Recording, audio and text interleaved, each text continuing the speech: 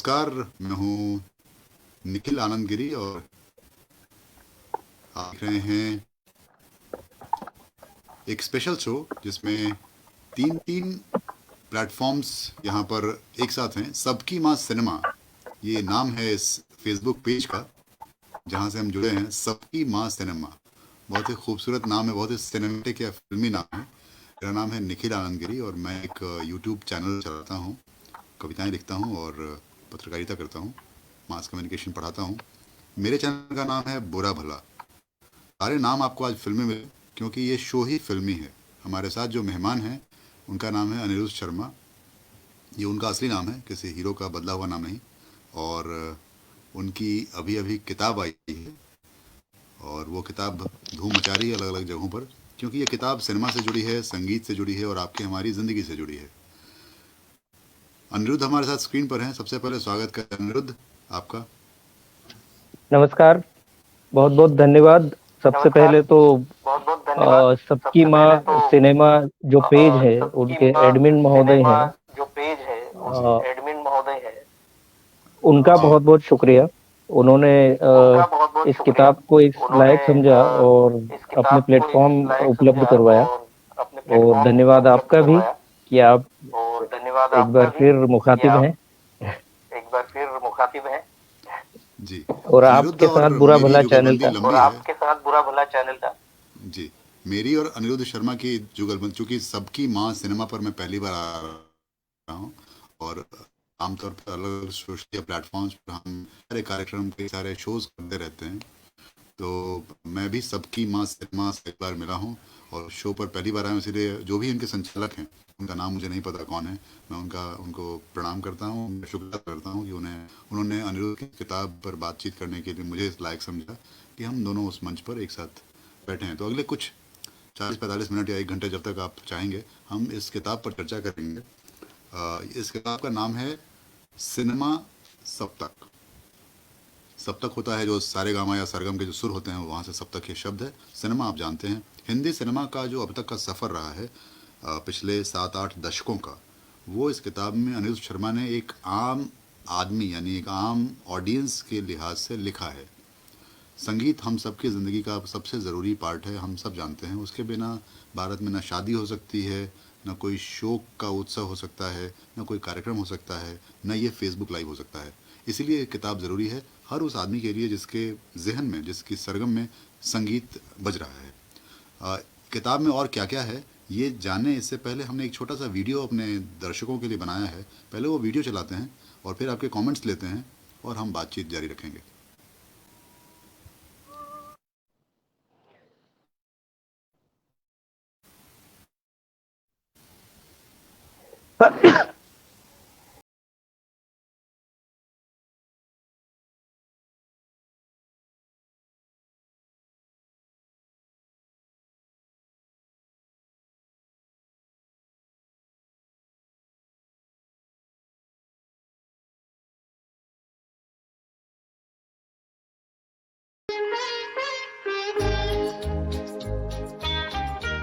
हमारे देश के किसी भी कोने में कोई त्योहार हो, शादी हो, पार्टी हो या दुख का कोई मौका, वो एक चीज जिसके बिना कोई भी आयोजन पूरा नहीं होता, वो है संगीत। जाने अनजाने फिल्म संगीत हमारी जिंदगी का अभिन्न हिस्सा बन गए हैं। फिर चाहे आप अपनी कार में कहीं जा रहे हों या दिन भर के काम के बाद चाय की चुस्की ले रहे हों, ये गीत हर परिस्थिति में आपके साथी होते हैं। आप प्यार में हों तो आपकी खुशी को ये पंख देते हैं और जुदाई के गम में हो तो आपकी मायूसी में आपका हौसला बढ़ाते हैं। कभी आपका मन तो करता होगा ये जानने का कि गीतों के इस सदियों पुराने खजाने को कितने लोगों ने संवारा है। ये संगीत समय के साथ कैसे बदला, श्वेत श्याम फिल्मों के दौर से उनके रंगीन होने तक, संगीत के सुनहरे दौर से डिस्को के आने तक, किन परिस्थितियों और किन लोगों ने इसे निरंतर गतिमान रखा। आप 60s, 70s, 80s या 90 के दशक की कल्पना करें, आपके जहन में बिल्कुल अलग अलग ध्वनियां गूंजेगी। तो साथियों, हिंदी सिनेमा के संगीत की इस सुरीली यात्रा को बहुत ही दिलचस्प तरीके से बयां करती है अनिरुद्ध शर्मा की लिखी किताब सिनेमा सब तक।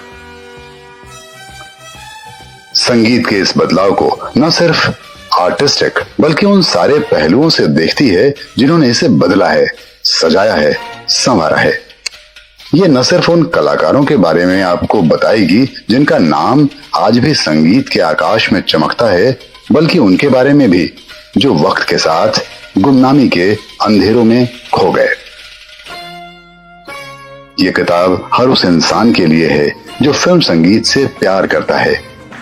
आप किताबों के नियमित पाठक हों न हों, पर अगर फिल्मी गीतों के नियमित श्रोता हैं, तो यह किताब आप ही के लिए है और आप इसे प्यार किए बिना नहीं रह पाएंगे। तो फिर देर किस बात की, आज ही ऑर्डर कीजिए अनिरुद्ध शर्मा की किताब सिनेमा सब तक।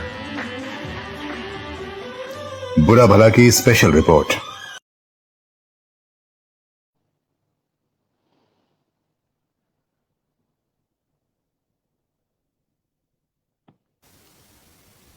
तो ये बुरा भला की स्पेशल रिपोर्ट इसलिए थी क्योंकि हम कई सारे शोज़ कर चुके हैं। अनिरुद्ध का ये जो बुक लॉन्च है ये बुरा भला प्लेटफॉर्म पर ही हुआ था, बुरा भला यूट्यूब चैनल पर।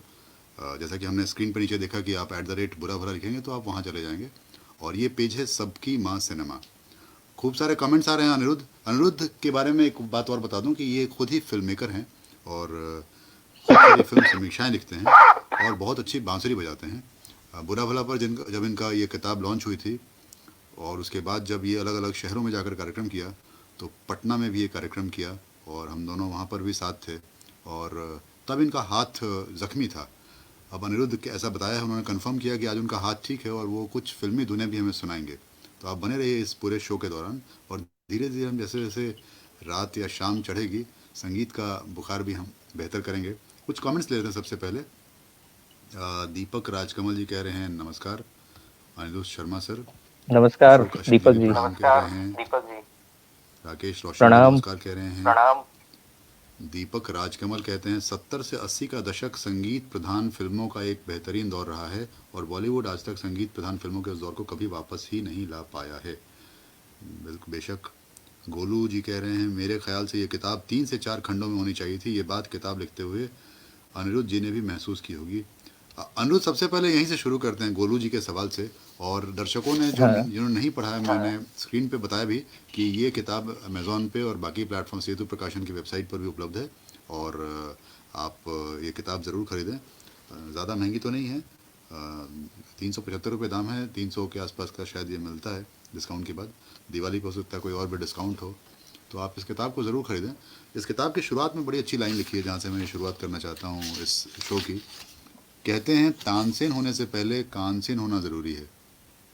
कानसेन, ये किताब समर्पित है ऐसे ही सभी कानसेनों को। ये कानसेन कौन है और क्या है, अनिरुद्ध यहीं से आप अगर बात शुरू करें तो हम इस शो को आगे बढ़ाएं। सबसे पहला कानसेन तो मैं ही हूँ। क्योंकि कानसेन हर वो आदमी है जो अपने जीवन में हमेशा संगीत से घिरा हुआ रहता है, जो संगीत के बिना रह नहीं सकता। तो जो जितना ज्यादा सुनता है वो उतना बड़ा कानसेन है। तो कानसेन से मेरा मतलब वो ये कि आपको प्यार होना चाहिए फिल्म संगीत से, खास तौर पे। जाहिर है। और बहुत ही रोचक अंदाज में किताब इसलिए भी लिखी गई है क्योंकि इसके जो चैप्टर्स हैं, आमतौर पर जब हम पढ़ते हैं कोई चैप्टर, स्कूलों के ज़माने से चैप्टर्स पढ़ने की आदत है, चैप्टर्स के नाम बड़े बोरिंग होते थे आमतौर पे। तो बहुत ज़रूरी था कि इस किताब के चैप्टर्स के नाम बड़े फिल्मी हों, जैसे कि इस पेज का नाम है सबकी माँ सिनेमा, है ना। तो बहुत क्रिएटिव नाम है। जी, पता नहीं कौन है, किसने रखा है, मतलब हम चाहेंगे कि वो अपनी आइडेंटिटी के साथ सामने आए तो ज़्यादा बेहतर है। खैर, इस किताब में 7 चैप्टर्स हैं और सातों के नाम 2 तरीके से हैं। एक तो सरगम की जो धुनें हैं, षडज, ऋषभ, गंधार, मध्यम, उस फॉर्म में स रे गा मा, और दूसरा उस दशक का, जैसे 1930 से 39 का कोई दशक है, उस पर चैप्टर है तो उसका नाम उस दशक के एक सिग्नेचर सॉन्ग पे, जैसे बाबुल में मोरा नैहर छूटो जाए, हमें तो लूट लिया मिलके हुस्न वालों ने, ये दुनिया अगर मिल भी जाए तो क्या है, कह दो कोई ना करे यहाँ प्यार। 1970s में गुलजार का वो फेमस गाना आपकी दुआ से सब ठीक ठाक है। 1980s का गाना दोनों आंखें मारूं तो गोरी पट जाए। और 90s का हमारा दौर का गाना मैं कोई ऐसा गीत गाऊं। तो इस तरह से बहुत ही इंटरेस्टिंग तरीके से अनिरुद्ध ने इस किताब का स्ट्रक्चर तैयार किया है। हाँ, गोलू जी ठीक कहते हैं कि इस किताब का वृहद वृत्तांत है। और माफ़ कीजिएगा, स्क्रीन पे जी, वृहद वृत्तांत है और अनिरुद्ध जी की बहुत ही रोचक लेखनी। और वारिस साहब कहते हैं बहुत बहुत बधाई व उज्जवल भविष्य की मंगल शुभकामनाएं अनुज। शुक्रिया। तो शुक्रिया वारिस भाई। अनिरुद्ध भाई, सबसे इंटरेस्टिंग मुझे ये 80s का दौर लग रहा है और किसी ने 80s से बात शुरू की। अगर 80s में से कोई गाना अगर आपसे कहूँ कि इस शो को थोड़ा रोचक बनाने के लिए हम किसी बांसुरी की धुन से शुरू करें, और जिस तरह के गाने आपने सेलेक्ट किए हैं, अगर कोई ऐसा कोई गाना जैसे धक धक करने लगा या मैं से मीना से या साकी से, ऐसा कोई गाना अगर आपके पास उपलब्ध हो तो थोड़ा सा दर्शकों का और भी इंटरेस्ट बढ़ेगा। उसके लिए मुझे एक मिनट दीजिएगा, मैं अपना साउंड सिस्टम इससे कनेक्ट कर लेता हूँ। ठीक है, एक सेकंड। जब तक अनिरुद्ध 1 मिनट ले रहे हैं, हम बुरा भला चैनल पर जो इस किताब का लॉन्च हुआ था, हम वो वीडियो आपको दिखाते हैं। वो लॉन्च भी किया था किसी फिल्मी इंसान ने, और फिल्मी शख्स भी बहुत ही युवा, बहुत एनर्जेटिक है, आज के दौर का बहुत ही चर्चित नाम है। उसका नाम है उमाशंकर सिंह, जिन्होंने महारानी, खाकी जैसी वेब सीरीज़ लिखी, डॉली की डोरी जैसी कहानी लिखी, और उन्होंने इस किताब का ऑनलाइन लोकार्पण कह सकते हैं वो किया। जब तक अनिरुद्ध अपनी बांसुरी तैयार करते हैं, आइए हम देखते हैं वो छोटा सा वीडियो जिसमें उमाशंकर सिंह इस किताब को बुरा भला यूट्यूब चैनल पर लॉन्च कर रहे हैं। नमस्कार, मैं उमाशंकर सिंह हूँ और हम सबके प्रिय दोस्त अनिरुद्ध जी की किताब आ रही है। वो संगीत पे किताब है। मैंने उनको असंख्य बार पढ़ा है। तमाम तरह के विषयों पे लिखते हैं, सिनेमा को जानते हैं, समझते हैं, जीते हैं। तो उनकी एक किताब आ रही है और उनके लेखन का मैं मुरीद हूँ, और उनकी किताब जो है फिल्म संगीत की यात्रा पे है, और ये बहुत जरूरी किताब है। इसको अनिरुद्ध भाई का स्वभाव भी है कि वो जो भी करते हैं बहुत डूब के करते हैं और प्यार से करते हैं। इस किताब को भी उन्होंने बहुत डूब के, बहुत प्यार से लिखा है, बहुत मेहनत करी है। बहुत सारे पुराने इंटरव्यूज निकाले हैं, पुराने मैगजीनों की कतरने देखी हैं, और उसको उन्होंने एक बुक के शकल में, किताब की शकल में हम सबके सामने वो ला रहे हैं। आज से उसकी प्री बुकिंग शुरू हो रही है अमेजोन पर और सेतु प्रकाशन। और मैं आपको ये किताब खरीद के पढ़ने के लिए कह रहा हूँ, तो मैं वाकई आई मीन इट। इसके कुछ हिस्से मैंने पढ़े हैं और मैं बहुत उत्साहित हूँ इसको पूरा पढ़ने के लिए। आप लोग करें, पढ़ें, और पढ़ने के बाद इस पे अपनी टिप्पणियां दें, और बेलौस टिप्पणियां दें और फैलाएं। बहुत मेहनत से लिखी गई ये किताब। और बस आज इतना ही। Thank you so much. Bye. तो अनिरुद्ध अभी अपनी बांसुरी तैयार कर रहे हैं, और जैसा कि मेरा नाम है निखिल आनंद गिरी, हेलो और hello hello hello hello hello hello जी, और जब तक कि अनिरुद्ध वापस लौट के आते हैं, आपसे एक सवाल करता हूं दर्शकों। आप अगर गूगल ना करें और बताएं तो ज़्यादा बेहतर है। आप मुझे ये बताएं कि आपने गुड्डू फिल्म देखी होगी, शाहरुख खान की एक ख़राब फिल्म थी 90s के दौर की। उसका गाना था सर्दी में पसीना चले ना भूख ना प्यास लगे। ये संगीत किसने रचा था? इसके संगीतकार कौन थे? अगर आप अगले 2 मिनट में बताते हैं तो हमें ऐसा मानेंगे कि बिना गूगल से आप बता रहे हैं। ये जानना इसलिए ज़रूरी है क्योंकि इस किताब में ऐसे कई प्रसंग हैं जो इस तरह के इंटरेस्टिंग, रोचक जानकारियों से भरे पड़े हैं।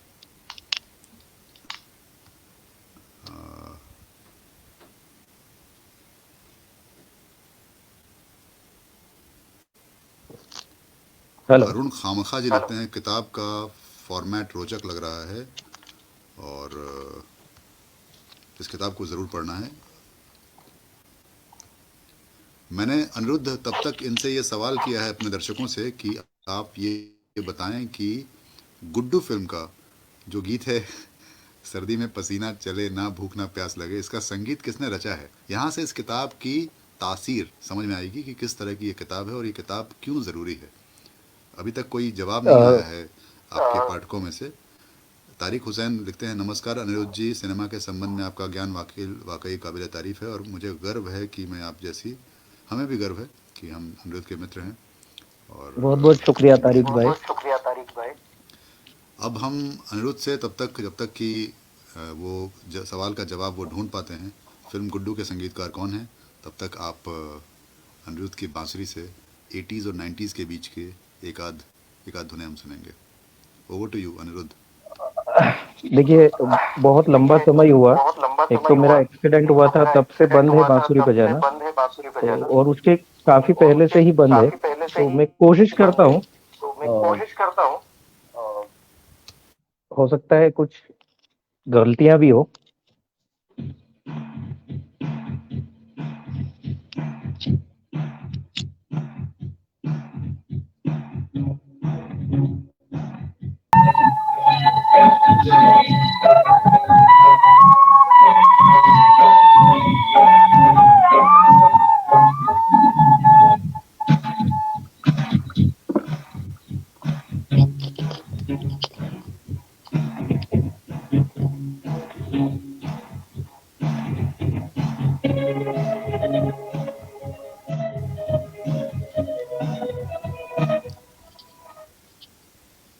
क्या बात मेरा है, ख्याल है इतना ठीक है। जी इतना ठीक है, आपने माहौल बदल दिया। और इस बीच खूब सारे कमेंट्स भी आए और सबकी माँ सिनेमा के संचालक भी जाग गए, उन्होंने भी कुछ थैंक यू वगैरह लिखना शुरू किया। बहुत इंटरेस्टिंग नाम है सबकी माँ सिनेमा, और एक फ़ोटो भी लगी है जिसमें माँ की आंखों से अच्छा, टमाटर वाला खून बह रहा वो है। फोटो फोटो और ज्यादा इंटरेस्टिंग है, निरूपा राय है वो। इंटरेस्टिंग है बिल्कुल। और निरूपा राय जो फिल्मों की सबसे क्या कहते हैं, सबसे ऑथेंटिक माँ है और सबसे सबसे कॉमन, सबसे पॉपुलर माँ रही हैं। उनकी उनके होठों के पास से एक नकली खून बह रहा है और वो फ़ोटो लगा के वो अजीब सी एक मेकअप में है। और तो आप चाहें तो सबकी माँ सिनेमा और साथ साथ बुरा भला दोनों फेसबुक पेज इसी नाम से जो स्क्रीन पे दिख रहे हैं, आप चाहें तो उसको फॉलो भी कर सकते हैं, ताकि आगे भी हम आपसे जुड़े रहें जो भी हैं हमें देख रहे हैं। सबसे इंटरेस्टिंग बात अनिरुद्ध भाई ये हुई कि इस बीच दीपक राजकमल जी ने हमको जवाब दिया नौशाद अली गुड्डू के जो संगीतकार रहे। बार बार मैं नौशाद का नाम इसलिए लेता हूँ क्योंकि नौशाद को जब हम याद करते हैं तो आमतौर पे गुड्डू याद नहीं करते, नौशाद को याद करते हैं तो मास्टर पीसेज याद करते हैं, कल्ट मूवीज़ याद करते हैं, मदर इंडिया हो गई, बैजू बावरा हो गई, मुगल आजम, कोहिनूर। मैंने किताब में इसका जिक्र किया है। इसको यूं देखा जा सकता है कि नौशाद ने जब ये गुड्डू का म्यूजिक बनाया था, उसके करीब 3-4 साल पहले 1990 में उनकी एक और फिल्म आई थी, शायद उसका नाम था आवाज दे कहाँ है, अविनाश वधावन उसके हीरो थे। उसके भी गीत अगर आप सुनेंगे तो आपको ऐसा लगेगा कि जैसे बहुत पुराने दिलीप कुमार की किसी फिल्म के गीत सुन रहे हैं जिनकी आत्मा निकाल दी गई है। तो एक कलाकार का एक वक्त होता है, उस वक्त के बाद रिपीटेशन होने लगता है। जी, ये राहुल मुखुटी साहब लिख रहे हैं, अनिरुद्ध भाई मैं तो ये पेज शायद 3 सालों से फॉलो कर रहा था पर पता नहीं था कि ये आपका ही पेज है। ये नहीं, अनिरुद्ध का पेज नहीं है। हाँ, ये न मेरा पेज, मेरा नाम निखिल आनगिरी, ये मेरा पेज भी नहीं है, मेरा पेज है बुरा भला, ये किसी और का पेज है। उन्होंने अनिरुद्ध की किताब पढ़कर उन्हें अप्रिशिएट किया, तारीफ़ की और फिर इस पेज पर आने का आमंत्रण दिया हम दोनों को कि हम यहाँ आएँ और बातचीत करें आप सबके लिए, क्योंकि इनके फॉलोअर्स ठीक ठाक हैं और सिनेमा के सारे पारखी लोग हैं, तो इसलिए हम यहाँ पर हैं। ये अनिरुद्ध शर्मा का पेज नहीं है और ये मेरा भी पेज नहीं है। इको आ रही है कहीं से, मुझे नहीं पता कहाँ से आ रही है, मेरे एंड से या आपके एंड से, उनको सेट करने का। अभी ठीक हुआ क्या? मेरा माइक ऑन था, शायद इससे आ रही हो। पता नहीं, वो तो वही बताएंगे कमेंट में दोबारा लिख के। ओके, आगे बढ़ते हैं। तो हरपाल सिंह लिखते हैं शानदार पेज की पेशकश, और राहुल मुखुटी, अगर मैं नाम सही कर रहा हूँ, मुखुटी जी, धन्यवाद निखिल जी। तो शुक्रिया राहुल भाई, आप बुरा भला पर भी आएँ, वहाँ हम ज़्यादा मिला करेंगे, मैं क्योंकि मैं सबकी माँ सिनेमा के मालिक को नहीं जानता, वहाँ आएंगे तो हम। जी, अब हरपाल सिंह लिखते हैं क्लियर है, थैंक यू। इस ग्रुप सबकी माँ सिनेमा में गोलू जी ने आपको शायद जोड़ा था, ये बता रहे हैं, शायद किसी फिल्म समीक्षा के संदर्भ में। दीपक राजकमल लिखते हैं, नौशाद साहब की इज्जत मेरी नज़रों में तब से कम हुई है जब से नौशाद साहब ने किशोर कुमार जी को अहमियत देना बंद कर दिया था। नहीं, मैं इससे इत्तेफाक नहीं रखता। क्योंकि नौशाद बताएं। साहब ने जब काम शुरू किया था, वो दौर मुकेश का दौर था, और अच्छा, उसके एक बाद सेकंड रफ़ी अनिरुद्ध, का आप दौर आप अपनी बात जी। रखें, इससे पहले दर्शकों के लिए एक और सवाल मैं छोड़ दूं। मोहम्मद रफ़ी को पहला ब्रेक किसने दिया था? ये इस किताब से ही मैं कुछ सारे सवाल लेके आया हूँ। दर्शक तब तक अपना आंसर तैयार करके डालें, तब तक अनिरुद्ध अपना जवाब दीजिए कि ये किशोर कुमार और नौशाद वाली इक्वेशन का क्या है किस्सा। जी, जी। तो मुकेश के बाद रफ़ी साहब 50s से लेके, मतलब पूरा 50 से 60 और 60 से 70, 70 इनफैक्ट 69 तक रफ़ी साहब का समय था पूरी तरह से। और नौशाद के सबसे फेवरेट सिंगर रफ़ी साहब ही रहे हैं हमेशा। और जब किशोर कुमार उभरे 69 के बाद, आराधना के बाद, तब तक नौशाद का समय लगभग जा चुका था। उसके बाद नौशाद की अहमियत बहुत कम हो चुकी थी। तो किशोर कुमार के साथ एनीवेज बहुत ज़्यादा काम नौशाद ने किया नहीं है। नौशाद के हमेशा से फेवरेट रफ़ी साहब ही रहे हैं। और जैसे उस दौर में राज कपूर साहब की टीम थी, वो मुकेश और शंकर जयकिशन थी। ऐसे ही जब दिलीप कुमार का दौर था, तो दिलीप कुमार की टीम रफ़ी और नौशाद थे। जी। तो ऐसा नहीं है कि अनिरुद्ध, आपकी उन्होंने आवाज़ थोड़ी अहमियत देना कम थोड़ी कर दी। थोड़ी टूट कर आ रही है। अगर अपना नेटवर्क आप थोड़ा चेक कर पाएँ तो आवाज़ थोड़ी सी आपकी लड़खड़ा रही है। मेरी आवाज़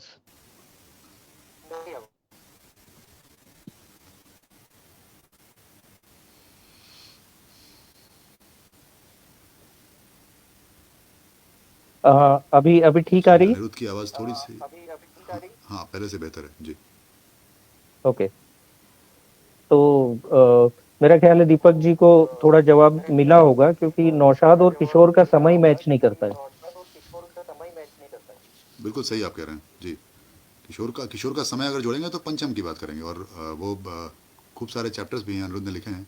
सबकी माँ सिनेमा ने बिल्कुल। हम दोनों को थर्ड अंपायर की तरह एक कमेंट किया है, बहुत उम्दा कार्यक्रम चल रहा है, ये पेज इस वक्त आप दोनों का ही है, दिल खोलकर बात कीजिए। बहुत बहुत शुक्रिया सबकी माँ सिनेमा वाले भाई साहब या बहन जी, आप जो भी हैं। दीपक जी अब भाई आपकी साहब बात ही से हैं। सहमत हो गए हैं जी। हाँ। और मैंने एक सवाल किया था दर्शकों, फिर से आपसे पूछता हूँ, क्योंकि इंटरेस्टिंग ट्रिविया यानी इंटरेस्टिंग इन्फॉर्मेशन हम आपस में शेयर करते रहें। मोहम्मद रफ़ी को पहला ब्रेक किस संगीतकार ने दिया था? आमतौर पर हमारे दिमाग में कोई और नाम होता है, लेकिन असल में कोई और है, इसलिए मैंने ये सवाल किया है। जब तक ये सवाल का जवाब आता है, अनिरुद्ध, चैप्टर आपने बहुत लंबा लिखा है, ऐसा लोगों का भी कहना है, और मैंने चूंकि पूरा पढ़ा है, काफ़ी लंबी किताब है। आप सेकंड किताब भी लाने वाले हैं। इस किताब में आपका सबसे फेवरेट या सबसे मुश्किल चैप्टर कौन सा रहा?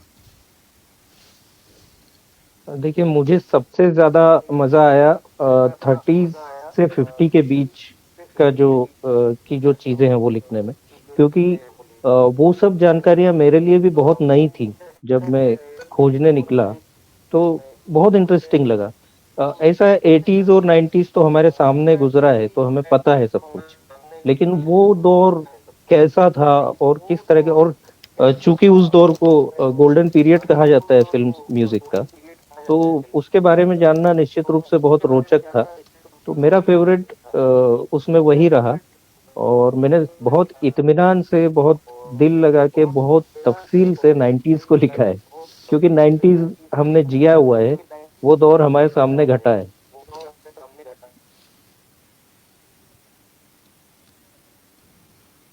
अनिरुद्ध की आवाज़ में कोई नेटवर्क का इशू है, और हमें काफ़ी लोग देख रहे हैं, लेकिन अभी तक मेरा जवाब नहीं मिला है कि रफ़ी साहब को पहला ब्रेक किसने दिया था। जब तक अनिरुद्ध अपनी आवाज़ ठीक करते हैं, मैं उसका जवाब खुद आपको देता हूँ। बहुत इंटरेस्टिंग है ये जानना। मोहम्मद रफ़ी को आमतौर पर हम मानते हैं कि नौशाद साहब ने पहला ब्रेक दिया था, जो कि सही नहीं है।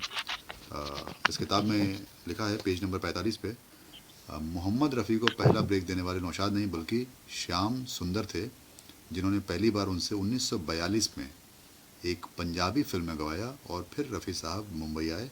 संयोग से श्याम सुंदर भी पहुंच गए और एक बार फिर 1945 में उन्हें फिल्म विलेज गर्ल में एक गीत गवाया, जो GM दुरानी जी के साथ एक युगल गीत था, डुएट। हालांकि पहले रिलीज फिल्म पहले आप हुई थी 1944 में, जिसके संगीतकार नौशाद थे, इसीलिए ऐसा मानते हैं कि नौशाद ने उन्हें ब्रेक दिया था, मगर ऐसा नहीं था। श्याम सुंदर के कद का अंदाज इसी से लगा लीजिए कि लता मंगेशकर अपने गाए श्याम सुंदर के गीत साजन की गलियां को शीर्ष 10 गीतों में शुमार करती थी। इसी तरह OP नैयर जब भी उनका नाम सुनते थे, हाथों से अपना कान, जैसे हम देखते हैं अक्सर कलाकार लोग अपने गुरु का नाम लेने में छू लेते हैं, तो मदन मोहन भी उन्हें अपना गुरु मानते थे। ऐसे श्याम सुंदर ने उन्हें ब्रेक दिया था पहली बार, और मात्र 10 सालों का बड़ा सा करियर, उसमें मात्र 20 फिल्में की श्याम सुंदर ने, लेकिन इतना लाजवाब काम किया होगा कि आप देख रहे हैं कि सब लोग उनके नाम का लोहा मानते थे। एक सवाल आ रहा है सबकी माँ सिनेमा के संचालक महोदय की तरफ से या महोदया की तरफ से, अनिरुद्ध भाई, किताब लिखने की आपने कब सोची, कितना वक्त लिया, कहाँ से आपने रिसर्च किया, कितने वक्त में किताब बनकर तैयार हुई, प्रकाशन के लिए आपको किस किस प्रकार के संघर्षों का सामना करना पड़ा? ये सवाल मेरे भी थे, लेकिन चूंकि अब इन्होंने ही पूछ दिया तो आप बताएं। किताब लिखने का विचार तो ऐसे आया कि मैं आपकी आवाज बार बार अभी भी प्रॉब्लम अभी आवाज नहीं आ रही क्या? एक मिनट। अब मुझे बताइएगा, अब ठीक आ रही है?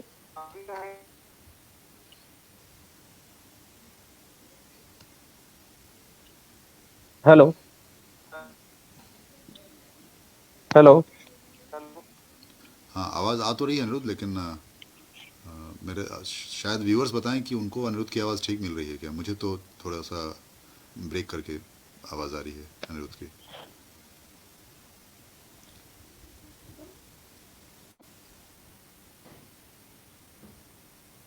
सबकी माँ सिनेमा कहते हैं कि उनके एंड पे दोनों आवाज़ें बिल्कुल क्लियर हैं, तो अनिरुद्ध अपनी बात आप जारी रख सकते हैं।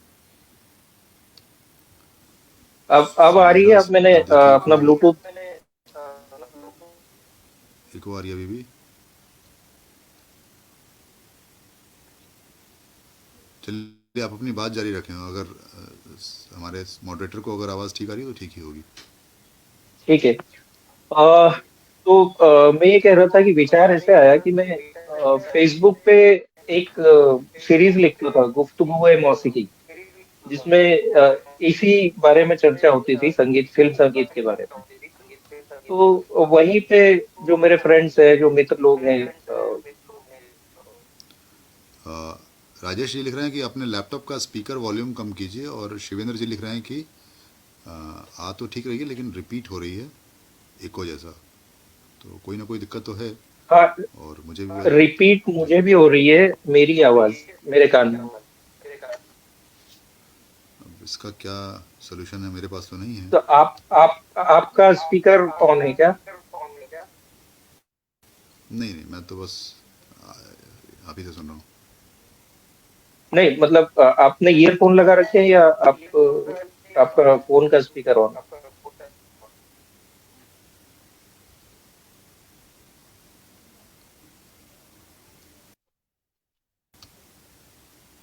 हेलो जी, हाँ, मैं पूछ रहा हूँ, आपने ईयरफोन लगा रखे हैं या आपका फोन का स्पीकर ऑन है? नहीं, मैं तो लैपटॉप से कर रहा हूँ, और बस माइक की तरह रिपीट हो रहा है कभी कभी। चलिए बात करते हैं, बाकी आवाज़ साफ आ रही है।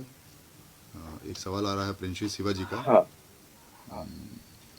अगर दर्शक बता पाएं हाँ, किसकी आवाज़ वो रिपीट हो रही है तो हम ज़्यादा बेहतर कर पाएंगे, मेरी या अनिरुद्ध जी की। इस किताब का अगला मेरी भाग आवाज है रिपीट हो रही है। We are waiting. Nikhil ji आप अपना माइक एक बार ऑफ करके देखिए। चलिए। तो सवाल का जवाब जो मैं दे रहा था कि फेसबुक पे लिखने के दौरान मुझे ये कुछ प्रतिक्रियाएं मिली कि इस बारे में एक किताब होनी चाहिए, तो तब मैंने सीरियसली सोचना शुरू किया, मैंने सर्च भी किया कि इस विषय पे कितना लिखा गया है। और आश्चर्य की बात है कि डिटेल में कोई भी किताब इसकी उपलब्ध नहीं है, और हिंदी में तो है ही नहीं। एक किताब आई थी करीब 2002 या 3 में, धुनों की यात्रा, पंकज राग जी ने लिखी हुई है किताब है। पर उस किताब में भी ऐसा नहीं था कि सब कुछ विस्तार से दिया गया हो। उसमें कुछ चुनिंदा कलाकारों का और उनके संगीत के बारे में ज्यादा चर्चा की गई थी कि अ, राग क्या है, उनके नोट्स क्या है, वो सब। लेकिन इस इतिहास के बारे में कोई भी किताब उपलब्ध नहीं थी। तो फिर जब मैंने सोचा कि मैं लिखूंगा, जो मैंने लिख रखा है फेसबुक पे उसको कंपाइल करूं, लेकिन जब मैं इसमें उतरा तो फिर उतरता ही चला गया, क्योंकि इतना इतना वृहद, इतना विस्तृत ये विषय है कि मैं धीरे धीरे करके उसमें गहरे उतरते उतरते मुझे 1.5 साल का वक्त लगा इस पूरी किताब को लिखने में। और जहाँ तक प्रकाशन का सवाल है, मुझे एक्चुअली अबरार मुल्तानी जी हैं, डॉक्टर अबरार मुल्तानी, उन्होंने भी कहा था कि मैं आपकी किताब प्रकाशित करना चाहता हूँ। अ, उसी बीच निखिल जी ने मुझे, एक सेतु प्रकाशन का कंपटीशन हुआ था लास्ट ईयर, प्रथम पांडुलिपि पुरस्कार योजना, तो उसमें निखिल जी ने मेरी ये पांडुलिपि भेजी थी। और संयोग की बात है कि उन लोगों ने जितनी भी उनके पास किताबें आई थी उसमें से 3 किताबें चयन की थी, उसमें से एक किताब मेरी थी। तो सौभाग्य की बात है कि उस कंपटीशन में मेरी किताब सेलेक्ट हुई, और फिर उसके बाद लगभग 10 महीनों का समय लगा उसको प्रकाशित होने में, और सितंबर में ये किताब मार्केट में आई है। और सेतु प्रकाशन चूंकि एक बहुत नामी प्रकाशन है, तो वहां से आना एक खुशी की बात है। तो जी, तो शिवेंद्र जी का शुक्रिया जिन्होंने जी। ये सलाह दी कि माइक ऑफ किया जाए। अब मेरे ख्याल से दोनों आवाज़ें ठीक आ रही होंगी। दर्शक फिर से बता दें, क्योंकि अभी माइक ऑन किया है। और बहुत शुभकामनाएं दे रहे हैं राजेश यादव आपको। इस तो ये बहुत लंबा स्ट्रगल होता है। मैं बता दूं कि किताबों का छपना हिंदी में ख़ास तौर पे इतना आसान नहीं है, और छप के उसके बाद उस किताब का पॉपुलर होना, लगातार बने रहना, ये और भी मुश्किल है।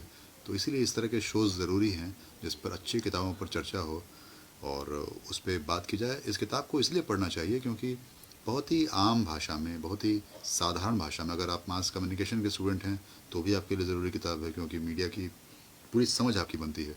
कैसे रेडियो के दौर में म्यूज़िक ने अपनी जगह बनाई, और कैसे अलग अलग संगीतकारों ने फिल्मों में पिछले वर्चस्व को तोड़ा और फिर नए तरीके से अपने आप को इस्टेब्लिश किया।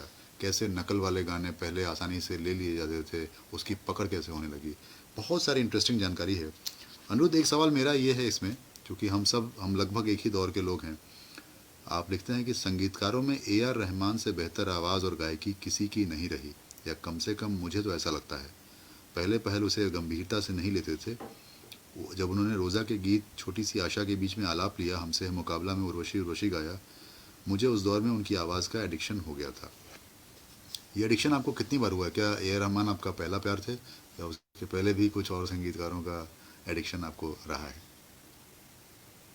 नहीं, जैसा मैंने कहा कि संगीतकारों की आवाजों में, मतलब संगीतकार जब खुद गाता है, तो ऐसे गाने वाले संगीतकार आपको पता हो तो अनु मलिक गाते हैं, भक्ति लाहिरी भी गाते थे, और हेमंत कुमार तो खैर फुल टाइम सिंगर ही थे। तो संगीतकारों के बीच में मुझे लगता है ए आर रहमान ही वो पहली आवाज थी जिनका एडिक्शन हुआ मुझे, क्योंकि मैं इंतजार करता था कि अब अगली फिल्म में रहमान कौन सा गीत गाएंगे, और वो कैसेट खरीदते ही मैं सुनने के लिए बेताब रहता था कि रहमान ने क्या गाया है।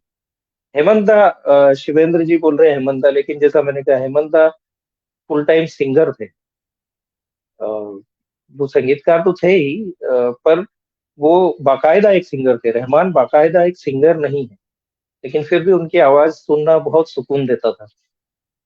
जैसे उन्होंने दिल से रे गाया था, तब तो मैं उस समय, जो लोग हमारी जनरेशन के हैं वो लोग जानते होंगे कि दिल से रे ने जो वो हिस्टीरिया क्रिएट किया था,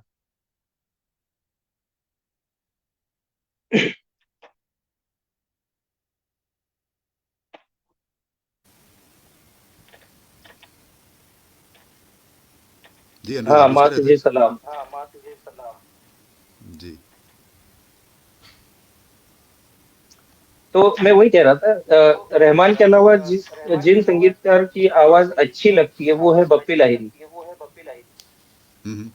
अच्छा।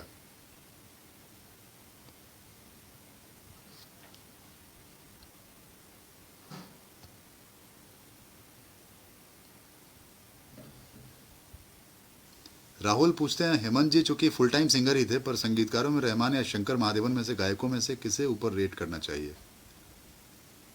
नहीं, शंकर महादेवन तो गायक ही हैं, संगीतकार तो वो बाद में बने हैं।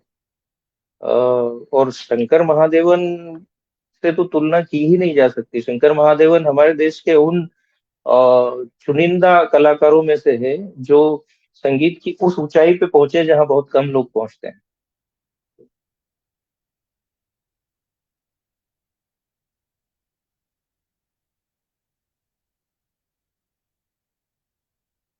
हाँ, शिवेंद्र जी ने जो गाना बताया फना, मुझे भी बहुत पसंद है। युवा फिल्म का गाना है फना, और उसका जो अंत में जो आलाप है, या फिर आलाप ही आप सुनना चाहें तो रंग दे बसंती का जो गाना है लुका छिपी, उसमें लता जी के साथ जो आखिर में सरगम उन्होंने गाई है, वो सुन के आनंद आ जाता।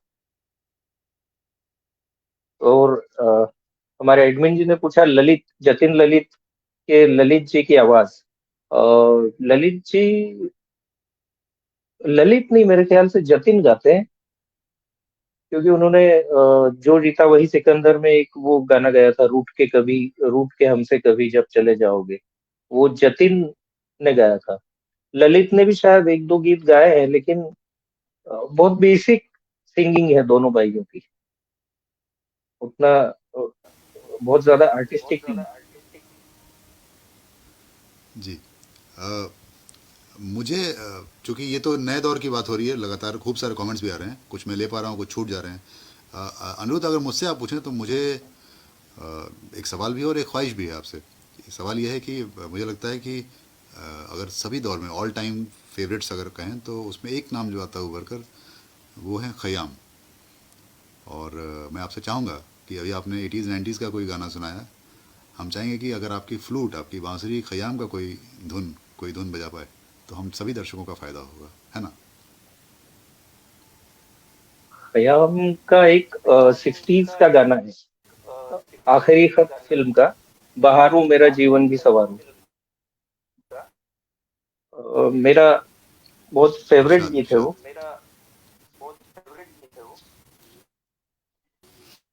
कोशिश करता हूँ थोड़ा सा एक एक स्टेंजा लेने का।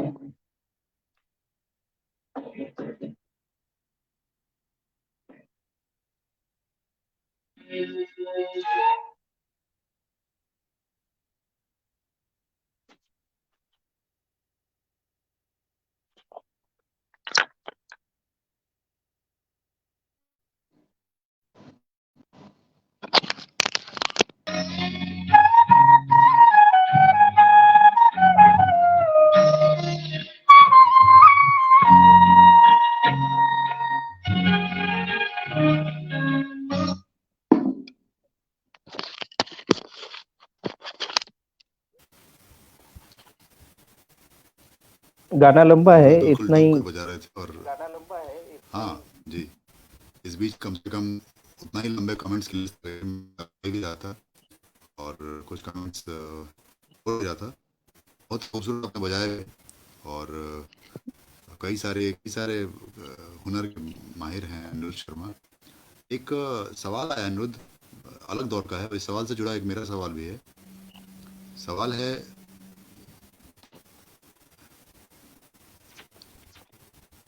दीपक राजकमल जी का, क्या? वो स्क्रीन पर हाँ। ले लेंगे जी। दीपक राजकुमार पूछते हैं, अनिरुद्ध सर, आनंद बख्शी और समीर जी के गीतों ने भी आपको इंस्पायर किया था क्या?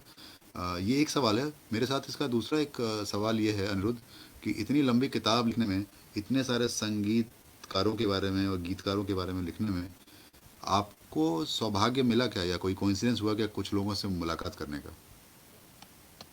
नहीं, अभी तक तो नहीं हुआ, लेकिन जल्दी ही मैं प्यारेलाल जी से मिलने वाला हूँ।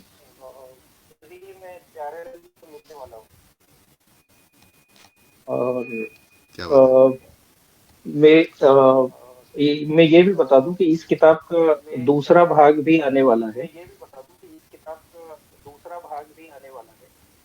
जी। मेरी आवाज फिर ये से बात रिपीट आपने हो रही अपनी है। किताब में लिखी भी है कि जब अगर मौका मिला, ये आपने लिखा भी है किताब में कि अगर संयोग मिला और मुहूर्त बना तो आप दूसरी किताबें लिखेंगे। फिलहाल आज से लिखना मत शुरू कीजिए क्योंकि आज चंद्र ग्रहण है और भारत बहुत ज़्यादा मानता है, तो इसीलिए ये किताब किसी और दिन से लिखना शुरू कीजिएगा। सब नहीं, आइडिया लिखते एक्चुअली हैं। Many congratulation Aniruddh. आधी और किताब लिखी जा चुकी है। ये जो किताब लिखी थी मैंने, ये करीब 450 पेज की हो गई थी। और हमारे जो प्रकाशक हैं उनका भी ये विचार था कि बहुत बड़ी किताब हो रही है तो इसको दो भागों में बनाया जाए। तो हमने इस भाग में 1931 से लेके 99 तक का हिस्सा रखा है। इसके बाद के 10-15 साल अगली किताब में रहेंगे। उसके अलावा फिल्म संगीत के अलावा जो संगीत पॉपुलर हुआ है, जैसे इंडी पॉप 90s में बहुत पॉपुलर था। गजलें 80s और 90s में गजलों का गोल्डन पीरियड था वो। तो उस बारे में भी बहुत विस्तार से चर्चा होगी अगली किताब में। तो मेरा ये सोचना है कि प्यारेलाल जी से मुलाकात होती है तो उनसे एक इंटरव्यू मैं करूं और वो सवाल पूछूं जो आज तक उनसे किसी ने नहीं पूछे, सिर्फ उनके संगीत के बारे में। जी, हम उम्मीद करेंगे कि आपको यह मौका मिले। शिवेंद्र का एक सवाल है, इसके बाद अगला सवाल सबकी माँ सिनेमा का भी है। इंटरेस्टिंग सवाल है। लता दीदी की आवाज़ 90 के दशक में मेन स्ट्रीम हीरोइंस के लिए उपयुक्त थी क्या? ये आपसे पूछ रहे हैं और सबसे पूछ रहे हैं। अ, लता जी की आवाज तो जब भी सुनाई दे तब उपयुक्त ही है। लता जी की आवाज लता जी की है। मुझे कुछ लोगों का ये मानना है कि अंतिम दौर में लता जी की आवाज श्रिल हो गई थी, थोड़ा सा तीखी हो गई थी। पर मुझे मुझे ये चीज सिर्फ उनके आखिरी आखिरी के जो गीत थे, जैसे 2005 में एक आई थी फिल्म बेवफा, उसमें एक गाना गया था कैसे पिया से मैं कहूँ। सिर्फ वो गाना मुझे थोड़ा अजीब लगा, उसके अलावा लता जी का कोई गाना अजीब नहीं लगा। मुझे अपने स्कूल के ज़माने का एक गीत याद आता है। अचानक से बहुत सारे गीत हम सुनते थे और अचानक से एक गीत आता चल के कि देखे भी तो क्या देखें तुम्हारे सिवा, और देखते हैं तो देखते हैं वो लता जी ने गाया है ना? अनिरुद्ध? आ, आपकी आवाज कट गई, क्या क्या बोल रहे हैं आप? देखे भी तो मैंने कहा कि देखे। जब हम स्कूल में थे अचानक से, जब हम, मेरी आवाज़ आ रही है क्या? हाँ। मैं कह रहा हूँ कि जब हम स्कूल में थे बहुत सारे गाने आए गए चले गए और आते चले गए। अभी दर्शक ने लिखा भी कि 90 के गाने बहुत बोर करते हैं। एक गीत अचानक से आया हमारे जहन में, देखें भी तो क्या देखें तुम्हारे सिवा, सोचे भी तो क्या सोचे तुम्हारे सिवा, और वो गीत शायद लता मंगेशकर का था।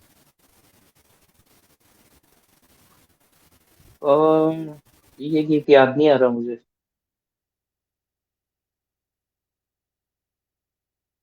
मेरे बिल्कुल याद नहीं आ रहा कि मैंने कभी सुना है ये गीत।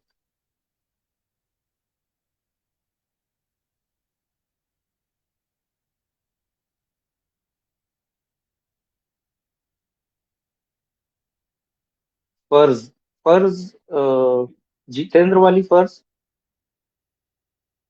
वही होगी शायद। ये गाना मुझे याद नहीं आ रहा है। निखिल जी, चलिए, आपने पूछा है कि मोंटी शर्मा और इस्माइल दरबार का संगीत भी सराहनीय रहा है। अ, मोंटी शर्मा के बारे में तो मुझे भी बड़े सवाल होते हैं कि मोंटी शर्मा ने बहुत अच्छा संगीत, शुरुआत बहुत अच्छी की थी, लेकिन फिर धीरे धीरे वो परिदृश्य से गायब हो गई। इस्माइल दरबार का जहां तक सवाल है, देखिए, फिल्म इंडस्ट्री में सफल होने के लिए दो तीन चीजें मायने रखती है। एक तो आपका टैलेंट, दूसरा आपका व्यवहार, जो सबसे ज्यादा मायने रखता है। तो इस्माइल दरबार ने जो गलतियां की वो ये थी कि एक फिल्म का जब संगीत बहुत हिट हुआ तो वो दूसरों को क्रिटिसाइज करने लगे। वो रहमान से कंपटीशन करने लगे, रहमान के बारे में कुछ भी अनर्गल बोलने लगे। तो उनका जो स्वभाव था वो थोड़ा झगड़ालू किस्म का था, और ऐसा स्वभाव से आप ज्यादा समय तक अपना काम चला नहीं सकते। इंडस्ट्री में रहने के लिए आपको सबसे मेलजोल बना के रखना ज्यादा इम्पोर्टेंट होता है। रहमान साहब का यही यही खूबी है कि वो अपने काम से काम रखते हैं, किसी के ऊपर कमेंट नहीं करते हैं। तो इस्माइल दरबार का मुझे लगता है उनका स्वभाव, उनका व्यवहार कारण रहा कि उनके ज्यादा काम नहीं आ पाया। अदरवाइज और टैलेंटेड म्यूजिशियन थे वो। जी। अनिरुद्ध, अब थोड़ा सा चूंकि हम आखिरी मोड में हैं, एक अच्छा सवाल मेरे दिमाग में जो आ रहा है, पहले दर्शकों से पूछते हैं। आपको बताना होगा कि हिंदी फिल्मों की पहली महिला संगीत निर्देशक कौन थी। इसको अवॉइड करते हुए, इस सवाल का जवाब बचाते हुए अनिरुद्ध, आप बताएं कि इसमें महिला संगीतकारों पर कितना लिखा गया है, और थोड़ा अपनी रोशनी डालें कि भारतीय संगीत ने महिला संगीतकारों के थ्रू कितना अच्छा या बुरा सफ़र किया है। महिला संगीतकार तो मेरे ख्याल से गिनती की ही हुई है हिंदी फिल्म संगीत में। और अगर मैं उनका नाम लूं तो आपका जो सवाल है उसका जवाब अपने आप मिल जाएगा। जो सबसे ज्यादा चर्चित महिला संगीतकार रही है वो उषा खन्ना थी। और मुझे नहीं लगता कि 50, 60, 70, 80s, इवन 90s में भी महिला संगीतकार कोई आई है। अच्छा, एक दिलचस्प चीज जो मैंने किताब में लिखी है, अ, एक सवाल आप ये भी पूछ सकते हैं कि एक संगीतकार थे आनंद घन। तो जी। ये आनंद घन उनका असली नाम नहीं था। उनका असली नाम क्या था? जी। तो एक सवाल है कि पहली महिला संगीतकार कौन थी, और दूसरा जो अनिरुद्ध ने पूछा, उनका असली नाम क्या था। तो मैं बाकी दो के बारे में बता देता हूँ। उषा खन्ना ने 60s से शुरू किया था और 90s तक वो काम करती रही। और महिला संगीतकारों में दूसरा नाम हाल ही में आता है, गैंग्स ऑफ वसेपुर में जिनका म्यूजिक था स्नेहा खानविलकर। जी बिल्कुल। हाँ।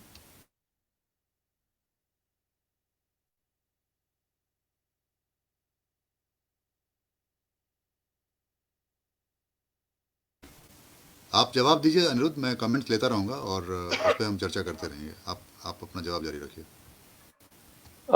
तो बस महिला संगीतकारों का जहां तक सवाल है, ये दो नाम मैंने आपको बताए, और बाकी दो नाम हमारे सवालों में छुपे हैं। आप कहें तो मैं बता देता हूँ, और आप नहीं, कहें तो हम पहले दर्शकों से पूछ लेते हैं। हाँ, पहले सवाल का जवाब अभी तक नहीं मिल पाया है, मैं उसका जवाब देता हूँ दर्शकों को। हिंदी फिल्मों की पहली महिला संगीत निर्देशक हुई सरस्वती देवी, और ये भी उनका असली नाम नहीं था। उनका असली नाम था खुर्शीद होमजी। दौर ऐसा था कि फिल्मों को अच्छी नज़रों से नहीं देखा जाता था, और फिर किसी लड़की का फिल्मों में किसी भी तरह का काम करना यानी बवाल पैदा होना। यह समाज के हर तबके की सोच थी। खुर्शीद पारसी थी। उन्होंने फिल्मों के लिए अपना नाम सरस्वती देवी रख लिया। उनकी छोटी बहन चंद्रप्रभा के नाम से अभिनय करने लगी। सरस्वती देवी बॉम्बे टॉकीज़ में नौकरी करती थी। आपने किशोर कुमार का गाया गीत कोई हमदम न रहा कोई सहारा न रहा सुना ही होगा। सन 1936 की फिल्म थी जीवन नैया, और इसकी धुन तैयार की थी सरस्वती देवी ने। तो ये था पहला जवाब। और आप अनिरुद्ध चाहें तो दूसरा सवाल का जवाब खुद दे दें। जी। 60s में एक बार लता जी के कोई करीबी निर्माता थे जिन्हें अपनी फिल्म का म्यूजिक बनवाना था। तो उन्होंने कुछ तो परिस्थितियां ऐसी बनी जो आपको उसकी डिटेल किताब में मिल जाएगी, कि लता जी से कहा कि आप ही इसका संगीत बना दीजिए। लेकिन लता जी को डर ये था कि अगर मैं संगीत बनाऊं और बतौर संगीतकार वो चला नहीं तो मेरा गायकी का करियर भी खत्म हो जाएगा। तो उन्होंने इसका रास्ता ये निकाला कि उन्होंने एक अपना छद्म नाम रखा, आनंद घन, और उस नाम से उस फिल्म का संगीत बनाया। और वो संगीत बहुत पॉपुलर हुआ। उनको संयोग की बात है कि उस फिल्म के गीतों को अवार्ड मिला। अवार्ड में जब बुलाया गया कि इस फिल्म के संगीतकार जो है आनंद घन, उनको ये अवार्ड दिया जाता है, तो कौन है, तब लता जी स्टेज पर गई और सबको पता चल गया कि ये आनंद घन और कोई नहीं, लता मंगेशकर है। तो उन्होंने आगे और 3-4 फिल्मों का संगीत बनाया था। तो एज ए म्यूजिक कंपोजर भी लता जी ने काम किया। क्या बात है, बहुत ही अच्छी जानकारी। राहुल मुखुटी जी ने इतना बड़ा सवाल किया कि पूरा स्क्रीन ढक जाता है। मैं एक बार दिखाना चाहूंगा, फिर जल्दी से हटा लूंगा।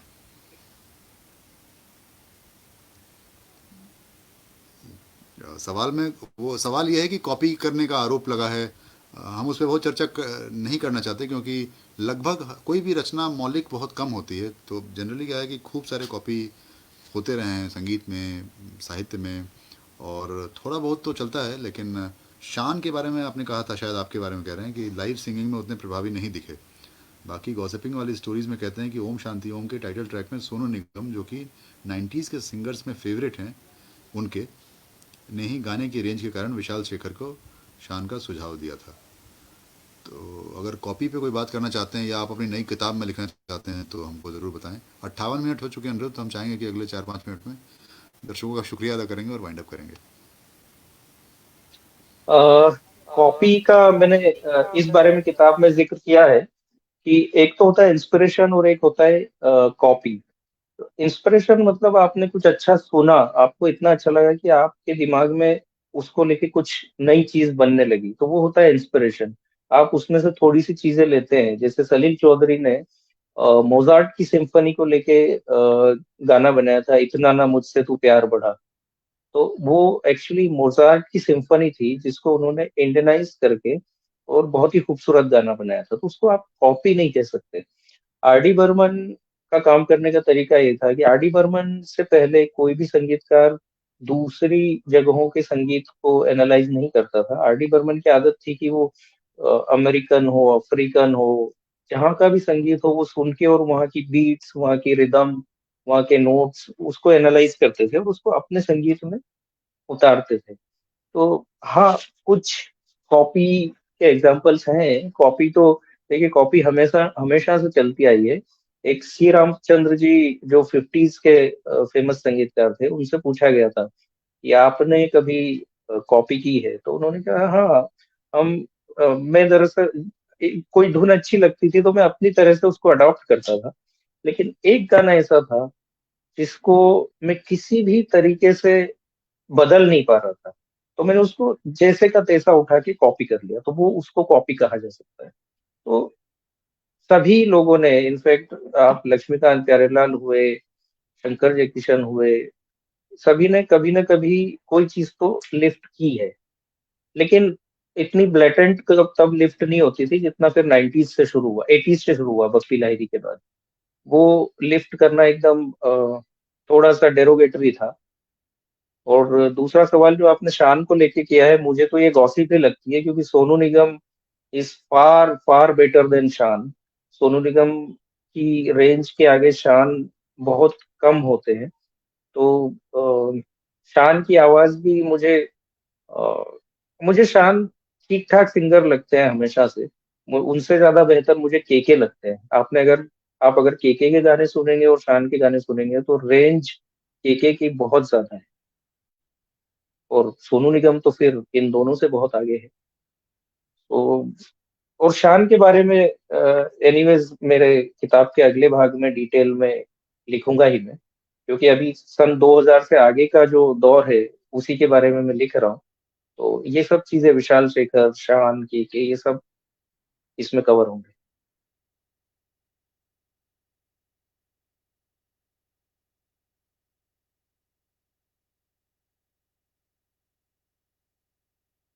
आपकी आवाज नहीं आ रही निखिल जी। आवाज आवाज। हाँ, माफ़ कीजिएगा, आपके इको के चक्कर में मैंने अपना बलिदान दिया था। Hello sir, I am independent director from Chhattisgarh. Music का बड़ा इशू होता है, वो लेवल नहीं मिल पा रहा है जो देना, आप प्लीज़ सजेस्ट करें म्यूज़िक कहाँ से करें। मुझे नहीं पता इस सवाल का क्या जवाब होना चाहिए।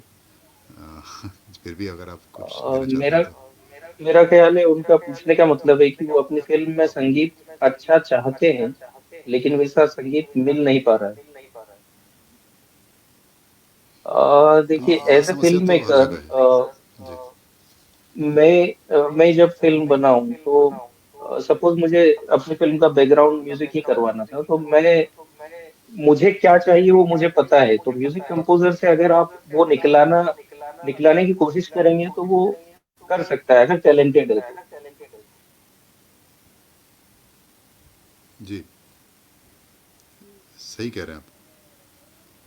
और ज्यादातर म्यूजिशियंस क्या होता है, करंट जो ट्रेंड चल रहा है उसी को फॉलो करते हैं, क्योंकि उनको लगता है मार्केट में ये चल रहा है तो यही हमें देना है।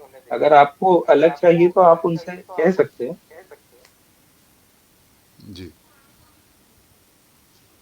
तो 1 घंटा हमारी बातचीत को हो गया, कब बीत गया पता नहीं। बहुत बहुत शुक्रिया अनिरुद्ध आपका जुड़ने के लिए। हम चाहेंगे कि आप 90s के किसी गाने से, अगर मेरा फेवरेट आप पूछेंगे तो मैं कहूँगा कि धक धक करने लगा बजाइए, जिससे रात की नींद उड़ जाए हम लोगों की, और एक अच्छे नोट पर हम इस कार्यक्रम को एंड करें। और मैं फिर से अपने दर्शकों को बताना चाहूँगा कि ये सबकी माँ सिनेमा फिल्मों को डेडिकेटेड एक पेज है, जिस पर आप फिल्मों पे बहुत ही सार्थक और अच्छी बहसें, अच्छी बातचीत सुनते हैं। इसके साथ ही आप बुरा भला स्क्रीन पर देख रहे होंगे, आप उसका फेसबुक पेज है और उसका यूट्यूब चैनल है @बुरा भला। आप जाएंगे तो आप उसको भी सब्सक्राइब करें। उस पर देश दुनिया की कई सारी अच्छी रोचक स्पेशल रिपोर्ट्स आपको देखने को मिलेंगी। अनिरुद्ध और मैं वहाँ अक्सर मिलते हैं, जुड़े रहते हैं, और कई सारे और साथी भी हैं। इससे पहले कि हम यहाँ से विदा लें, आप सभी दर्शकों का बहुत बहुत शुक्रिया, क्योंकि आपने इतना शिद्दत से अपना समय दिया और खूब सारी बातचीत हमने संगीत के ज़रिए, आपके ज़रिए भी खूब सारी चीज़ें सीखी, जानी, और आपकी वजह से ये शो इतना आराम से स्मूथली इतना दूर तक जा पाया। आप सबका बहुत बहुत शुक्रिया। आप सबसे हम फिर मिलेंगे अगर आपकी इच्छा होगी तो। फ़िलहाल अनिरुद्ध हम सबको जाते जाते वो गीत जो मैंने रिक्वेस्ट किया है उसके साथ हमें छोड़ जाएंगे। एक चीज और कहना चाहूंगा कि जी किताब की ये एक छोटी सी झलकियां थी।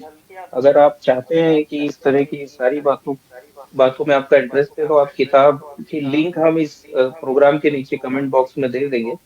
आप चाहे तो उसे खरीदें, और मुझे बहुत अच्छा लगेगा अगर आपकी टिप्पणियां मुझे मिलेंगी, क्योंकि कुछ मित्रों ने जी जिन्होंने ज़रूर। किताबें ली है, उनकी अब तक टिप्पणी का इंतजार है। जी, बहुत ज़रूरी है, क्योंकि किताब कोई लिखता है इतनी मेहनत से, इतने सालों की मेहनत, अनिरुद्ध बता, दो तीन साल लग गए लिखने में और इसको फाइनली प्रकाशित होने में। तो आप प्लीज़ ये किताब ज़रूर खरीदें। सेतु प्रकाशन से आई है, उसकी वेबसाइट पर जाएं, अमेज़ॉन पे जाएं, अनिरुद्ध से बात करें, मुझसे संपर्क कर सकते हैं, हमारे चैनल पे आ सकते हैं, और हम उनको पता देंगे आपको, और ख़रीदें और पढ़ें। बहुत सस्ती है, आप एक फ़िल्म देख लेते हैं, एक बुरी फिल्म देख लेते हैं, उससे सस्ती इस किताब का दाम है। तो आप ज़रूर देखें और अनिरुद्ध को ये फीडबैक ज़रूर पहुंचाएं। हम चाहेंगे कि जितने भी पाठक हैं उनके साथ एक शो किया जाए, यहाँ या फिर हमारे बुरा भला चैनल पर। आप प्लीज़ ज़रूर जुड़िएगा। अनिरुद्ध, अब आप अपनी बांसुरी के साथ हमें रुखसत करें। जी बिल्कुल।